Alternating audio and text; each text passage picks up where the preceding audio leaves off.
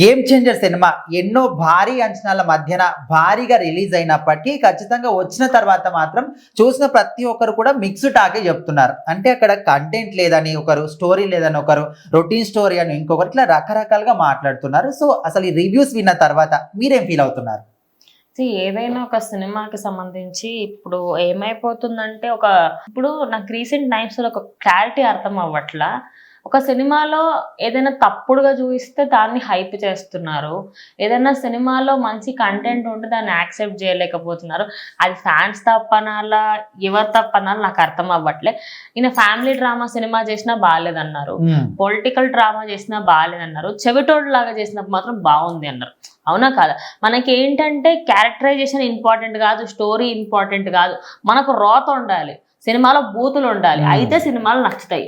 So సినిమాలే చాలా మంది అట్లే మాట్లాడారు. ఎట్లా అంటే ఒక క్యారెక్టర్ ని మీరు ఎంత క్రింజ్ గా చూపించి, ఎంత రూడ్ గా చూపిస్తే అది ఓకే, కానీ సమాజానికి పనికొచ్చే ఒక సినిమా తీసినా, అదేదైనా మెసేజ్ ఓరియంటెడ్ సినిమా తీసినా, లేకపోతే ఫ్యామిలీకి సంబంధించిన ఏదైనా సినిమా తీసినా అవి మాత్రం మీకు నచ్చవు. అండ్ రాజకీయ పార్టీ గురించి ఉంటది మీరు చూసిర్రు.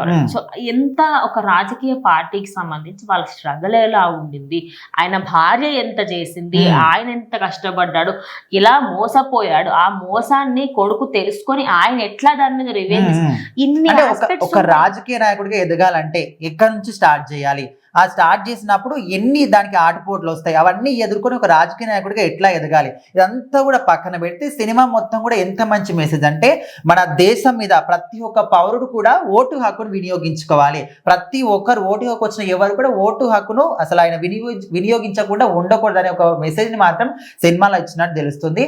అదేవిధంగా ఎక్కడైతే మనకు రామ్ చరణ్ క్యారెక్టర్ విషయానికి వస్తే, ఇప్పుడు చాలా మంది మనకు ఇప్పుడు అల్లు అర్జున్ కావచ్చు, అదేవిధంగా జూనియర్ ఎన్టీఆర్ కావచ్చు, ఎవరైనా కూడా ఒక క్యారెక్టర్ చేస్తే అది మీకు నెగిటివ్ రోల్ అయితే బాగా నవ్వుతుంది. కానీ ఇక్కడ ఒక వ్యక్తి వచ్చి ఇక్కడ ఒక తండ్రి క్యారెక్టర్ కానీ, కొడుకు క్యారెక్టర్ కానీ, పోలీస్ క్యారెక్టర్ కానీ, ఐఏఎస్ కానీ, రాజకీయ నాయకుడు కానీ, ఇన్ని క్యారెక్టర్లు చేసినప్పటికీ ఆ క్యారెక్టర్ లో మీకు ఎందుకు కనిపిస్తలేదు, ఆ క్యారెక్టర్ వెనకాల ఎంత కష్టం ఉందని చూపిస్తే మీకు ఎందుకు కనిపిస్తలేదు? హీరోయిన్ కి నిజంగా ఆమె మేబీ స్క్రీన్ స్పేస్ తక్కువ ఉన్నప్పటికి కూడా ఒకటండి, ఇప్పుడు హీరోయిన్ కి ఎక్కువగా స్కోప్ ఇచ్చారనుకుని హీరోకి తక్కువ అయిపోతుంది. సో ఖచ్చితంగా హీరోయిన్స్ అనేటి వాళ్ళకి క్యారెక్టర్ కొంచెం ఉన్నప్పుడు కూడా వాళ్ళని ఎంతో కొంత హైలైట్ చేయాలనుకుంటారు. సాంగ్స్ వల్ల హైలైట్ అయింది, నాన్న హైరైనా 14th నుంచి ఇస్తారు, దానికి సంబంధించి ఒక చిన్న గ్లిచ్ వల్ల అది అవ్వలేకపోయింది, అది యాక్సెప్ట్ చేస్తున్నారు. కానీ ఇప్పుడు ఒక సినిమాకి సంబంధించి ఎప్పుడైనా ఫస్ట్ డే టాక్ ఎవరు కూడా వినకుండానే వెళ్ళండి. నిజంగా ఫస్ట్ 1 వీక్ వరకు మీరు సినిమా చూసేంత వరకు, అంటే ఖచ్చితంగా, అంటే నేను అన్ని సినిమాలు చూడమని చెప్పట్లేదు, కొన్ని సినిమాలు మీరు వెళ్ళినప్పుడు ఖచ్చితంగా చూడండి, అంటే మన సమాజానికి ఏది పనికి వస్తుందని. ముఖ్యంగా సరే మిక్స్డ్ టాక్ వస్తుంది ఓకే, కానీ ఇక్కడ ఒక విషయం మాత్రం ఒప్పుకోవాలి, శంకర్ డైరెక్షన్ అంటే ఒక మార్పు ఖచ్చితంగా ఉంటుంది. ఆయన చూపించే విధానం కాబట్టి చాలా కొత్తగా చూపిస్తూ ఉంటాడు, అదంతా ఉంటుంది. కానీ తెలిసి కూడా ఆయన ఒక ఎప్పుడు రెగ్యులర్ గా చూపించే విధానంగా చూపించడం జరిగిందంట. అంటే మనము ట్రైలర్ లో కానీ సాంగ్స్ లో కానీ చూసి చాలా అద్భుతంగా చూపించారు, కానీ మొత్తం సినిమా చూస్తే చాలా రొటీన్ గానీ అనిపించిందని ప్రతి ఒక్కరు కూడా, అంటే సినిమా ఫ్యాన్స్ కానీ శంకర్ ఫ్యాన్స్ కూడా చెప్తున్నారు. సో ఒక్క విషయం దగ్గర వెనకడుగు వేశారు అనుకోవచ్చు. కాకపోతే సినిమా పరంగా కానీ, స్టోరీ పరంగా కానీ, వాళ్ళ యాక్టింగ్ పరంగా కానీ, మెసేజ్ పరంగా కూడా అన్ని రకాలుగా సినిమా మాత్రం చాలా సూపర్ గా ఉంది. ఓవరాల్ గా సినిమా అయితే బాగుంది, బట్ ఏదైనా నెగిటివిటీ చెప్పే ముందు మీకు నచ్చకపోవచ్చు.